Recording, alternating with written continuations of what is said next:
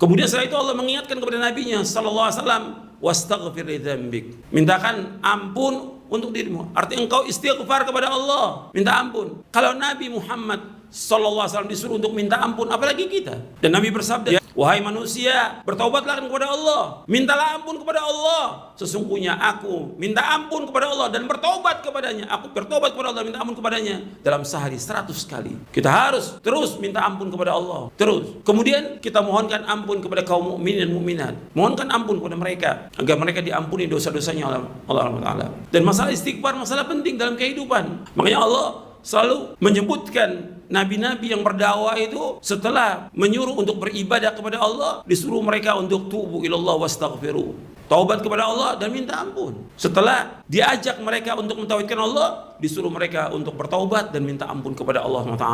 Dan Allah SWT tidak akan mengazab kalau seandainya kaum itu tetap istighfar kepada Allah. Dalam surah Al-Anfal di ayat 33, wa ma kana Allahu liyu'adzibu wa anta fihim wa ma kana Allahu mu'adzibahum wa hum yastaghfirun. Dan Allah tidak akan mengadab mereka selama engkau berada di tengah-tengah mereka, dan Allah nggak akan mengadab mereka selama mereka istighfar, minta ampun kepada Allah. Makanya selalu Nabi Muhammad SAW setelah ibadah istighfar. Antum setelah sholat 5 waktu mengucapkan astagfirullah, astagfirullah. Dan selalu demikian.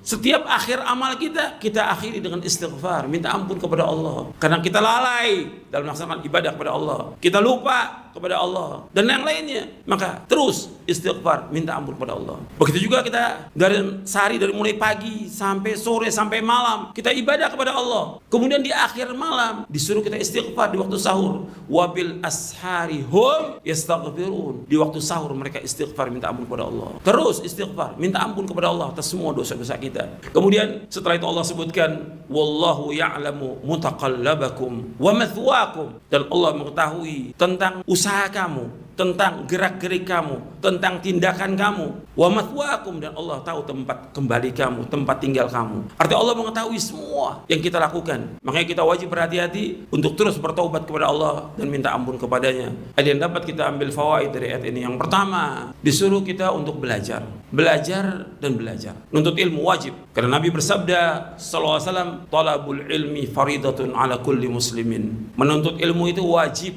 atas setiap muslim. Kita nggak akan tahu tentang agama kita kecuali dengan belajar. Kita nggak akan tahu tentang Islam kecuali dengan belajar. Kita nggak akan tahu tentang bagaimana beribadah kepada Allah kecuali dengan belajar. Kita nggak akan tahu bagaimana kita mentauhidkan Allah kecuali dengan belajar. Kita nggak akan tahu yang mana yang tauhid, mana yang syirik, mana yang sunnah, mana yang bid'ah, mana yang taat, mana yang maksiat, mana yang ma'ruf, mana yang mungkar kecuali dengan belajar. Belajar dan belajar. Banyak kaum muslimin yang nggak belajar. Padahal itu kewajiban yang Allah wajibkan kepada dia untuk belajar agama. Kita diciptakan oleh Allah untuk ibadah. Wa ma khalaqtul jinna wal insa illa liya'budun. Ma uridu minhum min rizqin wa ma uridu an yut'imun. Innallaha war-razzaqu dzul quwwatil matin. Tidak aku ciptakan jin dan manusia melainkan untuk beribadah kepadaku. Aku enggak minta rezeki dari mereka dan aku enggak minta makan dari mereka. Allah yang memberikan rezeki kepada mereka.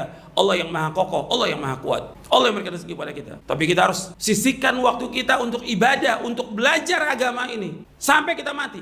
Belajar. Yang kedua, fawaid yang kita ambil, pelajaran yang kita pelajari, kajian yang kita kaji pertama kali tentang tauhid. Ini yang pokok. Dan semua dai wajib mengetahui tentang ini. Nggak boleh menyimpang dia dari dakwanya para anbiya war rasul. Semua nabi dan semua rasul, semua dakwanya mentauhidkan Allah. Dan sungguh kami tahu terus pada setiap umat seorang rasul. Setiap rasul dakwanya hendaklah kalian semua beribadah kepada Allah, mentauhidkan Allah, dan jauhkan tagut semua yang diibadahi kepada selain Allah. Jauhkan tagut. Jadi wajib kita belajar tentang tauhid. Yang ketiga, bahwasanya tidak ada yang disembah dengan benar kecuali Allah. Satu-satunya yang wajib diibadahi hanya satu, Allah. Selain Allah yang disembah oleh manusia, semuanya batil, semuanya sesat, semuanya kufur, semuanya syirik, dan semuanya membawa ke neraka. Satu yang wajib kita ibadah, Allah yang memberikan rezeki, yang menciptakan, yang mengatur alam semesta, yang memiliki sorga dan neraka, Allah SWT. Kita wajib untuk beribadah hanya kepada Allah. Tidak boleh beribadah dan nggak boleh kita palingkan ibadah ini kepada Allah. Ini syirkun akbar, syirik yang besar. Yang keempat, kita disuruh untuk istighfar, minta ampun terus kepada Allah siang dan malam. Minta ampun, kita banyak dosa, dosa kita nggak kehitung. Kita harus istighfar, istighfar, istighfar.